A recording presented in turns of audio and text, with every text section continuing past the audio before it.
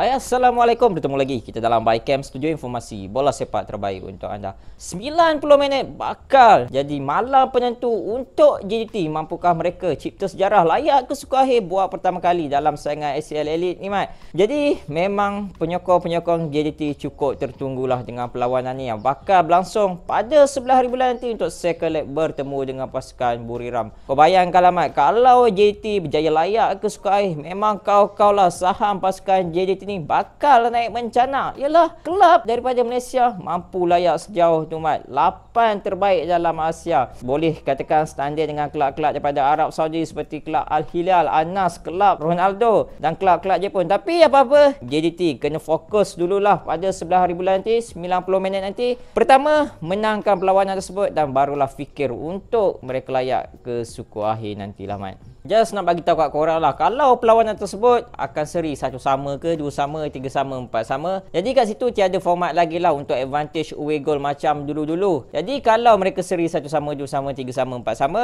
perlawanan tersebut bakal diheret ke extra time, dan kalau still seri lagi akan ke penalti lah. Jadi tiada advantage untuk Buriram kalau mereka berjaya dapatkan away goal kalau seri kat SSI nanti lah, Man. Jadi aku rasa bukanlah keputusan seri yang JDT nak nanti. Confirm 100% kemenangan lah yang mereka inginkan dalam perlawanan tersebut lah, Mat. Jadi kalau kita imbas kembali lah untuk perlawanan first leg hari tu, boleh nampak yang kedua-dua pasukan ni bermain secara seimbang. Position ball pun hampir sama, iaitu 50%, 50%, dan shot on target pun hampir sama, iaitu 1 masing-masing daripada pasukan JDT dan juga pasukan Buriram. Boleh nampak lah yang kedua-dua pasukan ni bermain secara berhati-hati. Tapi kat sini sayang lah untuk pasukan Buriram. Sebab apa? Mereka tak dapat advantage untuk home game lah, Mat, untuk cari gol. Jadi aku rasa confirm lah pada 11 hari bulan nanti kat SSI, JDT confirm nak mengamuk, nak cari gol seberapa banyak kalau boleh lah untuk menang dalam perlawanan tersebut lah, Mat. Jadi untuk ramalan line up, aku rasa mungkin Hector akan lakukan sedikit perubahan lah. Yang mana kita tahu yang Juan Muniz hari tu untuk first leg lawan Buriram, beliau tak bermain untuk kesebelasan utama, dan mungkin pada second leg ni mungkin beliau bakal bermain lah. Sebab apa? Kita tahu yang Muniz ni ada kualiti yang cukup baik. Dan seterusnya boleh nampak yang penyudah untuk pasukan JDT bertemu dengan pasukan Buriram hari tu agak tumpul lah. Dan mungkin Heberty aku rasa patut diturunkan lah bertemu dengan pasukan Buriram ni. Sebab apa? Heberty ni dah biasa, dah selalu lawan kelab-kelab Thailand ni. Mungkin beliau ada satu kelebihan yang mungkin kita tak nampak, yang mungkin beliau boleh skor bertemu dengan pasukan Buriram nanti lah, Mat. Dan status kesederaan Pak masih 50-50. Tak tahu beliau ni still fit ataupun tak. Kalau beliau tak fit, mungkin Jordi Ahmad lah bakal ambil tempat kat situ lah, Mat. Dan seterusnya macam biasalah line up lawan Buriram hari tu mungkin sama. Masih menagih pasukan JDT untuk Arif Aiman dan Gerbertson untuk cari gol bertemu dengan pasukan Buriram nantilah, Mat.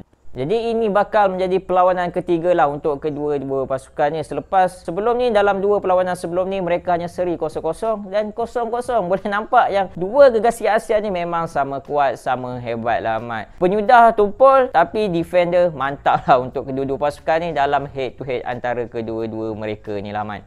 Jadi, Mat, kalau kita tengok kedudukan mereka dalam saingan Liga lah pada hari tu, selepas penarikan daripada pasukan Shandong Taishan, JDT berada di kedudukan ketiga dengan 14 mata, hasil 16 jaringan dan 8 bolos. Manakala pasukan Buriram di kedudukan ke-6, hasil 12 mata dengan hanya menjaringkan 7 gol dan 12 bolos lah. Jadi jelas kat sini yang JDT ni lebih dominan, lebih kuat lah dalam saingan Liga hari tu lah, Mat. Terusnya, Mat, kalau kita tengok prestasi pasukan JDT ni dalam saingan ACL Elite ni, dalam 4 perlawanan kat home ni, mereka memang kau power lah apabila mereka kan 3 kemenangan dan hanya 1 seri. Melasah pasukan Shanghai Shenhua 3-0, Ulsan Hyundai 3-0, 5-2 membelasah pasukan Pohang, dan seri 0-0 dengan pasukan Buriram lah, merekodkan 11 jaringan dan 3 bolos dan 2 kali clean sheet lah, Mat. Manakala rekod Buriram kat away ni taklah begitu baik apabila hanya merekodkan 1 kemenangan, 2 kali seri dan 1 kali tewas, 5-0 ke atas pasukan Yokohama Marinos. Jadi jelas kat sini yang JDT memang berpeluang cerah, memang ada advantage yang cukup tinggi lah apabila main kat SSI nanti bertemu dengan pasukan Buriram ni lah, Mat. Sebab apa? Mungkin mereka dapat aura penyokong-penyokong pasukan JDT yang sentiasa memenuhkan SSI ni, Mat. Jadi untuk 5 last game pasukan Buriram ni, mereka mencatatkan 2 kemenangan dan 3 kali seri. Dan apa yang merisaukan adalah untuk coach mereka adalah untuk 2 perlawanan terakhir, iaitu bertemu dengan pasukan Utai Thani dan juga pasukan JDT. Mereka hanya seri 0-0 dan ini cukup merisaukanlah untuk jurulatih mereka. Sebab apa? Penyerang mereka tidak mampu untuk jaringkan gol dalam 2 perlawanan terakhirnya. Kita tahu yang pasukan Buriram ni, serangan mereka ni memang cukup bahaya, tapi untuk 2 perlawanan terakhir ni nampaknya penyerang mereka seperti membisu tanpa jaringkan sebarang gol, Ahmad. Jadi ketika ini pasukan Buriram ni ada 12 pemain import dan ada 10 pemain yang bermain untuk pasukan national team lah, Mat. Nampaknya pasukan Buriram ni boleh katakan memang raja kat Liga Thailand sana lah, Mat. Kalau korang rasa JDT ni ramai pemain import, Buriram pun ramai juga lah, Mat. Boleh katakan yang pemain-pemain import ni mereka ni serata lah. Ada daripada Brazil, ada daripada Korea Selatan, Australia, Guinea-Bissau, ada juga daripada Filipina dan macam biasalah yang seperti kita tahu, ada juga daripada Malaysia iaitu Dion Kul lah, Mat.